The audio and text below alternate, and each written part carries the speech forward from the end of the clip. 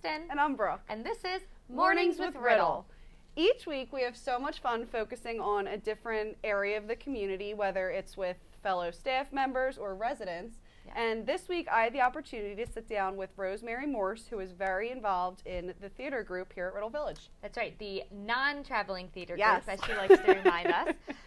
It's really exciting how many different things our residents can be involved in. Mm-hmm. And this theater group that was started a few years back, it just brings such joy and entertainment to our residents, and it's so fun to see your fellow neighbors up there doing these performances. Mm-hmm. So enough about me talking. Why don't we take a look at what Rosemary had to say? Sounds good. Okay. Hi, everyone. I'm joined with Rosemary Morse. How are you, Mrs. Morse? I'm very good. Thank you. Thank you for joining us today.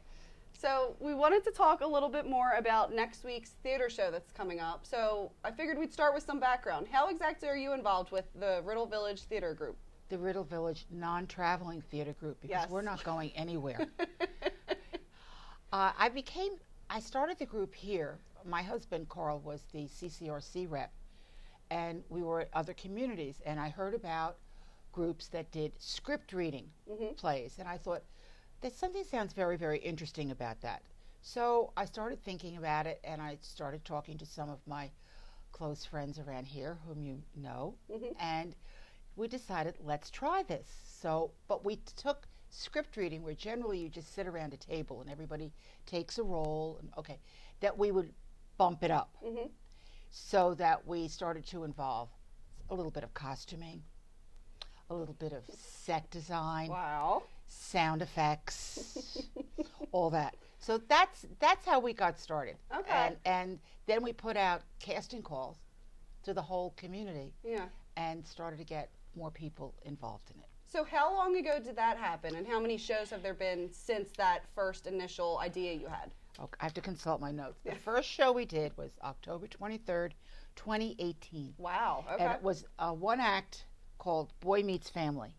Okay. And since then, we've done, I think it's one or two more one-act plays. We did a dinner theater, which was a big success. And then we had dinner theaters planned. We had a dinner theater planned, but because of COVID, we had to cancel it twice. Okay. So, but in the meantime, we learned a lot about ourselves, about what we could do and couldn't do. And during that process, we actually went to a different play that we're going to be doing a week next Tuesday, October 11th. Okay. And we went to a different company that does plays for senior communities. So the movement is less, and they're fun. They really are very engaging. So that's what we're going. And we also did 2 radio shows when we came out of COVID, because some radio scripts are you don't have to get permission to do them. So we did an Our Miss Brooks, and that was a lot of fun. And then we did The Green Hornet. So we may go back to a radio show. Oh, wow. I didn't even know that. That's awesome. It was fun. You mentioned next week, it's the big return. You guys have a show coming up. What can you tell us about that one? Oh, I'm not going to reveal too much. No. Okay. It's called You're the Jury, The Steal Deal. And it's going to be fun. We're a complete sellout. We even have a waiting list. Oh, wow. So that's good for us and good for Resident Council, because it is a fundraising event for Resident Council. And we have some new people involved in it who have never done anything like this before, and we encourage that. If you've never done it, come and try. We had one of our residents who had never done anything, but it was on her bucket list, and she came and was in our first dinner theater, our only dinner theater so far, called Mrs. California, and she had so much fun. And Marge Smith, and she was a great asset. Oh, I love that. Yes. Well, that's amazing. It sounds like you guys have so much fun putting on the shows, and then actually getting to perform it is just like icing on the cake. It is. And some people do like dual roles. I am the producer. That generally means I get to boss people around a lot. And then Dean Rischel has done a lot of directing for us.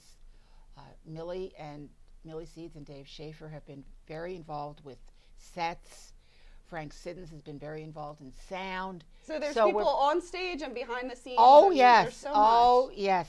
Yes. Oh, that's and amazing. it was the theater group who put up all the black curtains, which apparently the administration liked because they're still there. Oh. And it's working really well for us with groups because the visual is better. Okay. The visual is better for us. So. Well, I can't wait. It sounds like next week's going to be so much fun. I can't believe it's sold out. So residents, anyone watching, you guys have a lot to look forward to next week. Yes.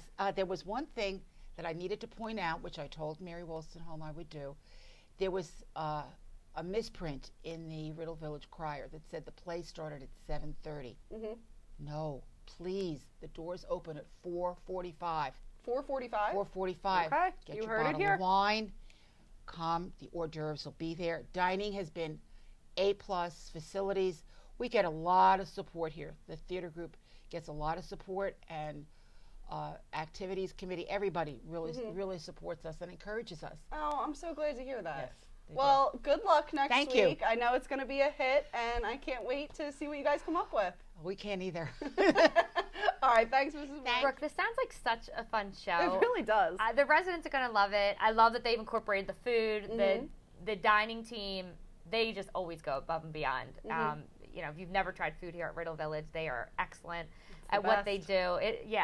And then I just love that they always try to do something different. It seems like she had mentioned about doing the radio shows and then actually doing these readings that can include everybody. You know, you don't have to essentially have to run across the stage to be part of this group. Yeah. So I just love how inclusive this is. Right. There's so many people involved, and they're so dedicated to putting on a great show for everyone in the audience. Yeah. Rosemary did want to have us remind everyone that doors open at 4:45 on Tuesday, and the show starts promptly at 5. Yeah, so please, if you are planning on attending, make sure you get there at 4:45.